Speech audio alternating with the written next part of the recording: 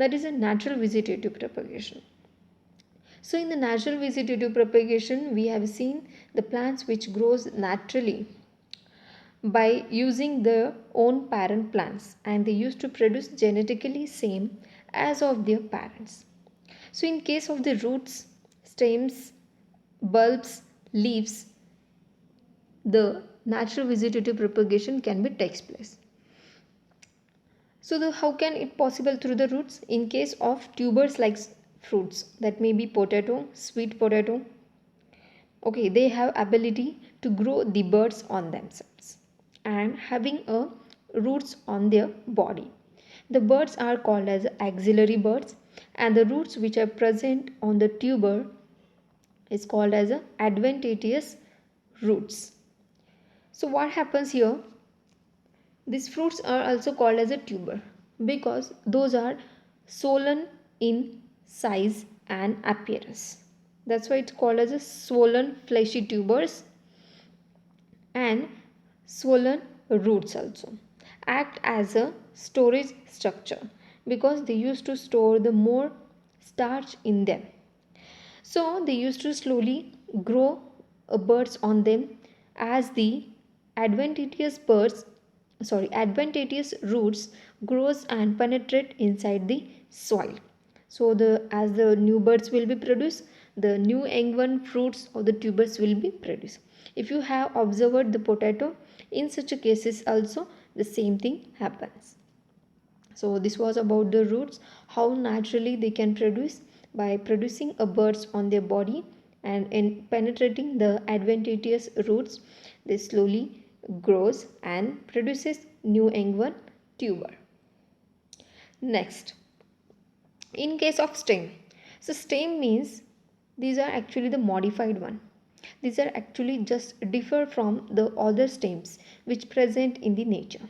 So we know that normally when we grow a particular plant in a pot or in a ground, they can grow straight, is it, by producing some branches and all, but they grows individually, is it. But in case of stem, that is also called as a stolen or modified type of stem. Along with that, it is called as a runner. Why it is called as a runner? Because it runs continuously to a particular region. So wherever it grows, it used to produce a connection in between them. They used to grow in a chain like structures continuously without any gaps. So how the natural vegetative propagation possible in stem or the stolen or the runners? It is possible. So you can see in the image like a strawberry example I have given. The strawberry having a small stems at the lower base, is it, that again continuously attached to the another small plant, another small plant also connected with the on the middle one, is it. So this is actually the connection in between parent plant and a new individual. So whenever the stem from a parent plant will be get broken down, that broken connection will be produced as a new individual and the continuously grows. So this is a specialized one in case of runners. For example, strawberry, mint and grass. So this was the good example for the stem. If you have observed in the nature, or you can observe also in case of mint and the grass, there will be the continuous connection in between them. Okay, so that is a good example. Next is, that is the bulb. One example for the bulb is, that is the onion. Okay, so bulb is contains several buds near the nodes. So the nodes which are present in the mother or the parent plant, okay, the parent onion. So the buds near the nodes, which is where act as or where the leaves are produces. So wherever the buds are present, so in the image you can see, so this one, okay, these are the daughter buds. Where from they used to grow? From these scales, the small portion which produces here, that slowly grows by emerging the roots inside the soil. Okay, and later they used to grow the lateral buds individually, and they produces and act as a bulbs. That daughter bulbs will be later become as a parental one. So this is in case of onion or the bulb. So because of one plant can produces a new offspring that are genetically identical, and bulbs are forms as a vegetative propagation. So this was in case of the onion, how the bulb in natural vegetative propagation takes place. Next is by the leaf. The best example for the leaf naturally vegetative propagation, that is the bryophyllum. So bryophyllum is the one good example because it is consisting of small birds on their margins. Okay, that margins consisting of small birds, you can see in the first image, that is a small type of a leaves. Okay, that leaves whenever get detached from their parent and fall down on the land, they will produce themselves and independently they can grow. It means that a new young one has produced. In the second image you can see a single leaf is there, and on them the so many leaves are produced. That is actually the new young one or the offsprings has produced on them. So those are actually identical to their parent plant. So this was about the naturally vegetative propagation, how it takes place in roots, stems, onion and leaf. Next is, that is second type, artificial vegetative propagation. What is mean by the artificial vegetative propagation? The production of new egg one by the human activities or man-made.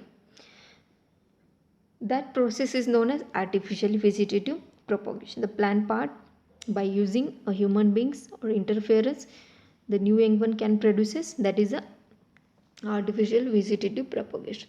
In case of cutting, so cutting is a normal or the general method that we use normally. By cutting a root portion or by cutting a stem portion, we used to put or try to grow a new plant. Is it? By cutting a stem we normally do in case of any type of a flowering plant, like for example rose. So you can cut a small stem which is a good one and swollen and fleshy, that you used to be put in another pot or any type of a garden. Another one, you can use to take up the root portion and you can put into the another region wherever you want. That is actually the cutting portion. By cutting the small portion of stem and a root, you can plant and produces a new shoot. This was the cutting method. Next is layering. What is mean by the layering method? A layering is one method in which new plants are formed from the parents, but without detaching them initially from the parents. Means initially we cannot detach, but later when we can see some growth in the new young one, at that time we can detach them from the parents. So this is actually the meaning of layering. So the layering is takes place under two types, that is a mound layering and air layering.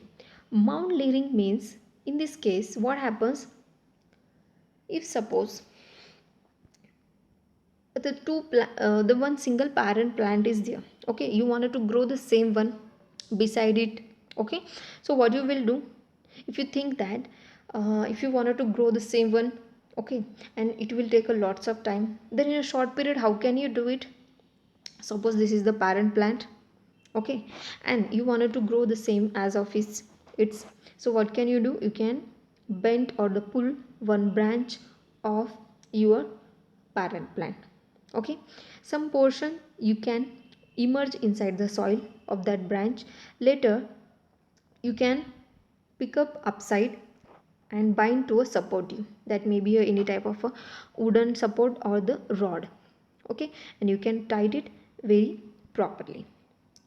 So after some days you can see the emerged portion can produces roots under the soil. It means that it's trying to be grow independently. So whenever you can observe the some changes in the supported plant and the growing the roots of emerged portion, you can tell that this new young one can produce themselves. So this is one good method of mound layering, by pulling a branch of parent plant emerging into a soil and taking as a supportive one. The supportive one will be produces a slowly leaf stems, and the emerged one can produces a roots. So you can say that it can grow independently. So this was a good method for the producing a same identical new young one. Next one is the air layering. Why it is called as air layering? In the air only, means on the plant only you can, or the tree only you can grow. So in this method, without pulling or taking any support, you can grow easily in the air only. Why it is called as air? Because it is growing above the soil, that is on the branch.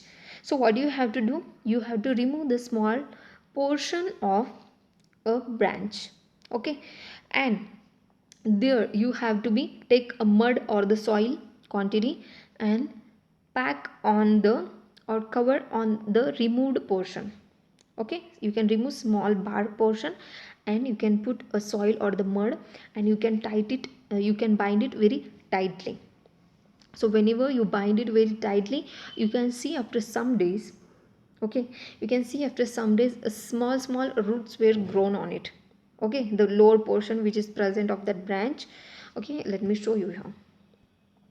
If you have removed some portion like this, okay, so what you will do, here you can put a mud like this and you can bind it. Whenever you will observe that small roots has grown here, okay, you can cut this portion and you can grow under the any of the portion, means any of the region. Okay, that may be any garden or anywhere. So this is also one good method of layering. So what we have did here, in the aerial region only we have tried to grow a new young one without cutting it. So in this method, when we used to cut it in the mound layering, whenever you can see that the basal or that emerged portion has growing the roots, at that time you can cut from the parent. Whenever slowly you can see some changes in the new young one, at that time you can detach it from the parent plant. Same about the air layering also, you can see the some roots has come out, at that time you can cut it from the parent plant, you can grow it individually. Next, that is a grafting method. So this is one common method, mostly few of the people they used to do gardening and any other varieties they wanted to grow, they use the grafting method. In this method, what they used to do, see, the stem cut from the two different plants attached to grown as a single parent. So grafting means what? In this method you can cut your parent plant and any other different type of a parent plant, okay, and if you wanted to get a new variety of fruits or flowers on a single plant, so you can go by the grafting method. Suppose I can give an example so you can easily understand. In your garden a mango tree is there, okay, and your friend, suppose if any of your friend is having another variety of mango, okay, if you wanted to grow the same type of variety in your garden, so what you will think, it will take a lots of years and time to grow if we brought any stem or anything is it? So it's better that if we will do grafting, this is a shortcut method. So in this method what can you do, you can take a one portion of his or her mango variety branch cut, okay, you can take it cross section and that region which you have going to be put on your mother plant or the parent plant, that is known as a scion. Okay, scion. So that what you have to do, you have to cut in a cross section, and another same cut you have to put on your mother plant, so that can easily fit with each other and you can bind it very easily. The mother plant which you have going to be put a new young one, okay, that is called as a stalk. The already the parent plant is there, that is called as a stalk, and the another variety you are going to be keep, it's known as a scion. So what you have to do, you have to make a proper cut and properly tie, you have to tie and wrap it and wax it. Okay, so if you can see a growth in them slowly, so you can remove it later, that waxing and that wrapping. Till that you cannot remove it. So slowly as the time goes, you can see that a single plant having a lots of varieties, means emerging two varieties, means your friend mango having that variety sweetener and your mangoes variety having that different speciality, that will be mixed up and one more new can be produces. This was the good method of grafting, so you can grow a new individual as you want. Okay, so two different genetically modified things you can combine togetherly and you can grow a new young one, whichever type of you wanted. So this was about the today's session, that is we have learned natural and artificially vegetative propagation. So in the next session we will see the reproduction in the flowering plants. Thank you.